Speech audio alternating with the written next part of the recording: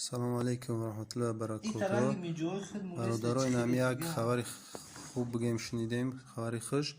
این در همین سوره حضرت، این در قرآن کریم، در سوره حضرت الحمد، سوره حضرت الف لام ده، این همین بین همین ده انا میجه ده، این همین بین همین جوره بکویم بخیم ورقوره میجه حضرت پیغمبر یا طوری ریش شای همین انا حضرت دوملو خود دیده و کاری که همین مسلمان را همش بگم کورا بکنن در همین هسته.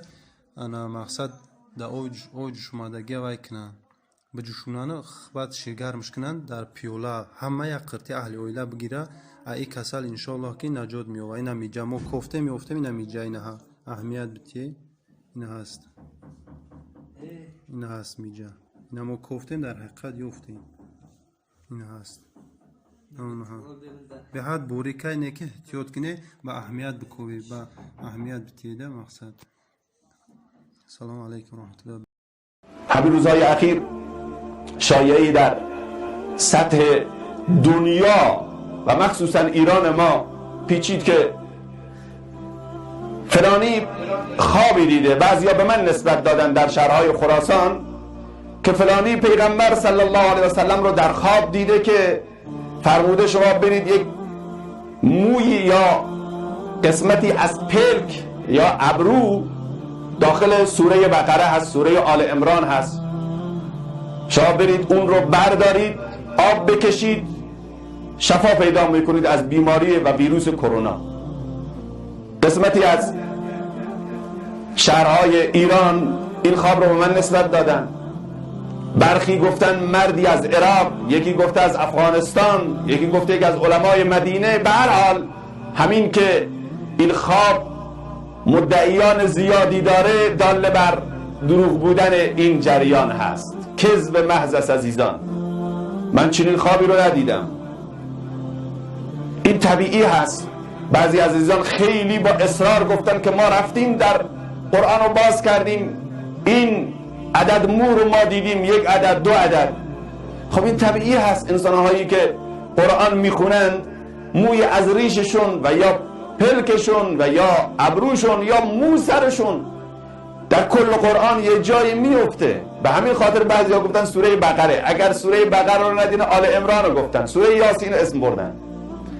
عزیزان من، اولین نکته‌ای که به شما عزیزان میگم اینه که این خواب کاملا کذب است و دروغ، هیچ گونه صحتی نداره.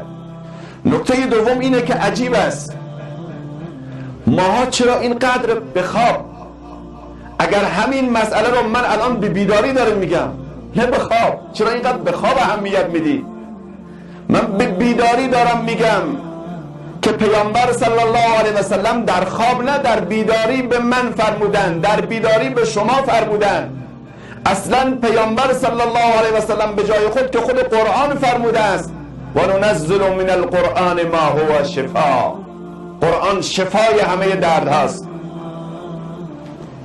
قرآن شفا هست. قرآن به دل فسرده جان میبخشد، از پرتو خود جان به جهان میبخشد. این معجزه رسول پاک عربی حقا که حیات جاودان میبخشد. شما چرا دنبال خواب میگردی؟ چرا حتما باید یک نفری خرافه‌ای رو در جامعه ترویج کند، یک کذب محضی رو؟ عجیبیم، همه چیز عوض شده. راست رو، حقیقت رو که مثل روز روشن است گذاشتیم کنار، بعد دنبال خوابها میگردیم، دنبال رؤیاها میگردیم، دنبال اباطیل و اراجیف و خزعبلات میگردیم که از زبان این از زبان اون تو فضای مجازی باورش کنیم و در حد وسیع و گسترده اینو پخش کنیم. یک حدیث صحیح رو چرا پخش نمی کنیم؟ یک کلام حقیقت رو چرا پخش نمی کنیم؟ در پخش و نشر آیات قرآن و مفاهیم دینی چرا اینقدر لنگی؟ آخرین باری که قرآن رو باز کردیم کی بوده؟ قبل از این خواب. بعضی از ما شاید چند سال از سراغ قرآن نرفتیم، از رمضان گذشته سراغ قرآن نرفتیم، ولی به وسیله یک خواب رفتیم قرآن رو باز کردیم ببینیم راست یا دروغ، دو مرتبه بستیم. واقعا جای تأسف داره. قرآن شفاست. این مو نمیتونه کاری بکنه. قل، ای خود پیغمبر وقتی نمیتونه، وقتی خود خدا به پیغمبر میگه قل، ای پیغمبر بگو انی لا املک لکم ضرا ولا رشدا، من پیغمبر نمیتونم ضرر رو از شما دفع کنم، من پیغمبر نمیتونم ویروس کرونا رو از شما بگیرم، من نمیتونم، در اختیار من نیست که مسائل مشکلات رو از شما دور بکنم. بعد شما از موی من، عجیبه.